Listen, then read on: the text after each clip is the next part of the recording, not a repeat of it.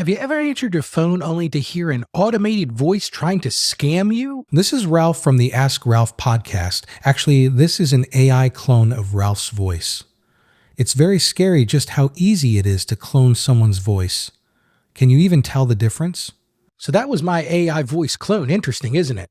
Just think about how my voice could be used to create an AI robocall. In today's episode, we'll uncover the truth behind those annoying robocalls and what Christians can do to protect themselves financially as well as digitally.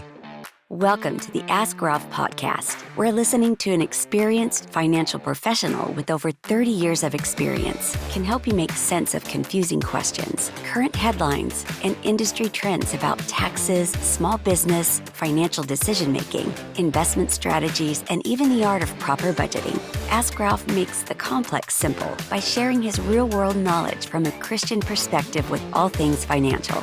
Now here's your host, Ralph E. Stepp Jr. Welcome back to the show today on this Technology Tuesday. Thanks for joining us today as we explore the concerning rise of AI robocalls. Robocalls aren't anything new, but recent advances in artificial intelligence are making them more sophisticated and more difficult to detect. Have you ever answered a call that sounded like a real person, only to realize partway through that it was a recording designed to steal your information? These AI-powered robocalls use speech synthesis to sound almost human. Some have even been trained to respond conversationally based on your replies. This makes them incredibly deceiving. The volume of robocalls is also skyrocketing. It is estimated that Americans received 50 billion robocalls just last year. Many mimic legitimate businesses or government agencies to gain your trust. And the problem is, once they have you hooked, they direct you to provide sensitive information or payment information. What's a cool morning on the farm? On my walk this morning, I had absolutely determined that it's a dog's requirement to jump into every single puddle they find. If you have dogs, do they do the same for you? Anyway, just some morning venting. Now, before we get started, let me remind you to subscribe to our show. You can do that at AskRalphPodcast.com so you don't miss tomorrow's show where we're going to discuss weird business laws. Yes, I've assembled some weird business laws throughout the world that we can discuss. So as we always do, let's start with a relevant Bible verse. As Christians, we need to be on high alert against these deceptive practices of these robocalls. The Bible warns us that bad company corrupts good character. That's in 1 Corinthians chapter 15, verse 33. So what can we do to protect ourselves from malicious AI robocall scams? I'm going to give you 3 practical tips today. First, be extremely cautious about answering calls from unknown numbers. For example, on my cell phone, if I see the word unknown, I generally don't answer it. Let them leave a voicemail whenever possible. Legitimate callers will leave a message. If it's a legitimate call, they're going to leave you a message. Here's the second thing I recommend.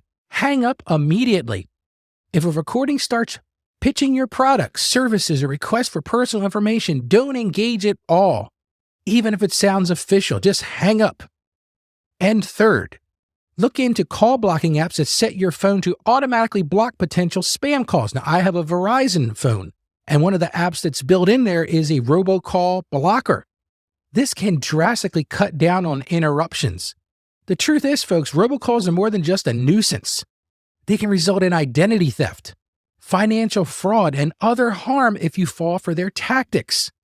As Christians, we're called to be wise and discerning when it comes to handling our resources. Proverbs chapter 27 verse 12 says, "The prudent see danger and take refuge, but the simple keep going and pay the penalty." Let's heed this warning and take appropriate precautions against robocall scams. The rise of deepfake technology is making robocalls even more deceptive. Scammers can now use AI to imitate specific individuals' voices and speech patterns. You heard that at the beginning of this. I was able to create a clone voice of myself. This means they can impersonate your loved ones, like grandchildren in distress, to manipulate you into spending money or sharing personal details. As Christians, we need extra discernment. Don't let the urgency or emotion override wisdom in that moment. Verify identities before taking action. But the truth is, folks, we can't become immobilized with fear. And though robo-scams are on the rise, there are practical tools we can use to protect ourselves. So what are those practical steps? The first thing I do is I recommend downloading a spam call blocking app. It's called NOMOROBO or RoboKiller. That's NOMOROBO. These use algorithms and crowdsourced databases to identify likely scams and block them from reaching your phone in the first place. Think of it as putting the spiritual armor of God against predatory practices on. That's Ephesians chapter 6, verse 11. And finally, and this one is vital, considering adding your number to the National Do Not Call Registry. The truth is, folks, legitimate businesses won't call numbers on that list. It's not going to stop illegal scammers, but should reduce solicitations. And then the thing that you need to do is report any robocall violations that you experience to authorities like the FCC or the FTC, that's the Federal Trade Commission, to help crack down on these nuisances. The key is being prepared, avoiding panic, and using wisdom. We have nothing to fear when we walk in the righteous path of God. Let's leverage all available resources to protect ourselves and our families from AI robocall scams targeting our finances and our identities. With prudence and prayer, we can outsmart the scammers. Now, one of the things that I wanted to talk about today is many of us have elderly relatives who may fall victim to these scams. So I came up with some suggestions of how to protect those elderly folks. And the first thing I think you should do is schedule a visit with them to walk through setting up call blocking features on their landline or on their cell phone. Many new phones have built-in screening tools you can enable together. They might be scared to tell you that they don't know how to work that. So schedule a visit with them. It'd be a good time to catch up with them anyway and help them get set up to prevent these. Download one of those call blocking apps like I talked about, Umail or Truecaller, and create their account with them. Show them exactly how to use the app to automatically block potential spam calls. And at the same time, reassure them that you're there for them if they need you. You can sign them up for free services like Norumbo, that's at NOMOROBO, that screens calls against known robocallers. Input their phone number for them so calls are blocked at the carrier level, so they won't even see them. And while you're there, add their numbers to the National Do Not Call Registry and state registries. This will limit those legal solicitation calls. Explain how to recognize common robocall tactics like calls from fake numbers that look local or claims of urgent needs. Tell them to hang up. They might see a call that's coming from an area code where their grandchildren live, or maybe it's where you live. And just explain to them that there are ways that people can spoof those numbers. Encourage them not to answer calls from unknown numbers. Let calls go to voicemail and only return messages left by real people. One of the things you can suggest is that they program your information in their phone so that your picture pops up when you call.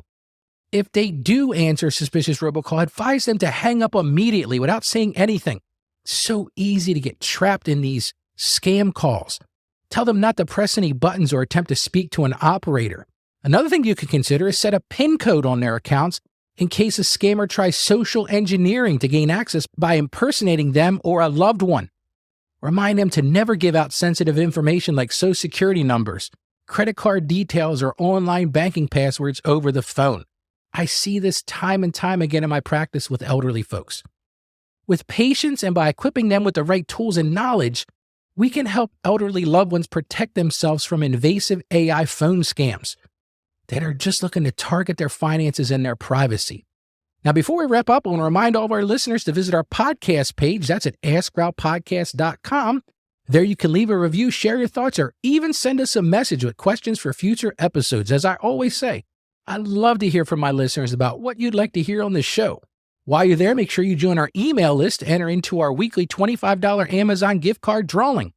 And if you need specific assistance from me, you can also schedule a consultation with me. Now, while we're here, if you know someone who has questions about these robocalls, or maybe they have elderly relatives, share this episode with them. We want to protect those people from scams. So here are a few final thoughts to recap what we covered today. AI advancements are making robocalls more deceptive and harder to detect. They often mimic humans or trusted entities. Billions of robocalls are bombarding Americans yearly. Their goal was to scam people through urgency, fear, or appealing offers. So the key is never provide sensitive information or payments to any unsolicited caller. Hang up right away on suspicious robocalls. And as I said, you may want to look at call blocking technology to automatically divert likely spam calls before they interrupt you. Friends, here's the truth. Staying vigilant against robocalls is key to stewarding our finances and identity wisely. Don't let scam artists gain a technological advantage over you. Take simple preventative steps to protect yourself. Again, visit AskRalphPodcast.com for more financial tips from a Christian perspective. That's my goal here. And join us next time as we continue exploring the intersection of faith and finance. So stay financially savvy and may God bless you abundantly. Thank you for joining us on the Ask Ralph podcast. And with a simple click to subscribe, we'll invite you back to our next episode. And remember, financial issues don't have to be complicated. Just ask Ralph. The information contained in this episode of Ask Ralph is based on data available as of the date of its release. Saggio Accounting Plus and Ask Ralph Media, Inc. is under no obligation to update this content if changes occur. Applying this information to your specific situation requires careful consideration of all facts and circumstances, and any information provided is not to be considered as financial, tax, or legal advice. Please consult your tax advisor or attorney before acting on any material covered.